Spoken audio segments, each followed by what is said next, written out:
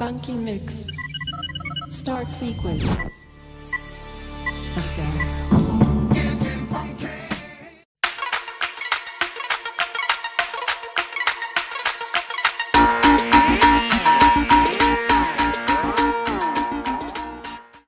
This is the Babrit X9 flying car. It's pretty much the same as the JJRC flying car. Almost looks exactly the same. Might be even rebranded. So this thing here, you can land and drive it as a car. You can take off. As long as it's moving, you can take off again, land again, fly again. I can't wait to get this thing charged. This thing looks pretty cool. So we're going to get this out of the box. Comes with a nice little transmitter. Tells you right there what everything is. It's got one key flip.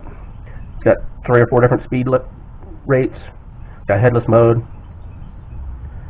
So we're going to get this out and charge it up, and I'll show you what it looks like. Got it all out of the box now. So you see you got the transmitter, which is gold and black, just like the car. It's pretty cool. You got the power cord, charge the battery. You do have to unscrew the back of this.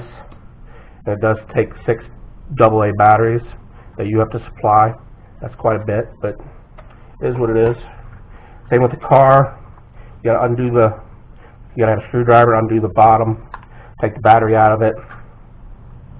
Battery looks like it's a 3.7 600 mAh. That's not too bad. The car's not real heavy. It's kind of got foam tires, so I wouldn't take this like off-road in the grass or mud. I just keep it on solid surfaces. So we're going to charge this up. All the manual. It's a little confusing.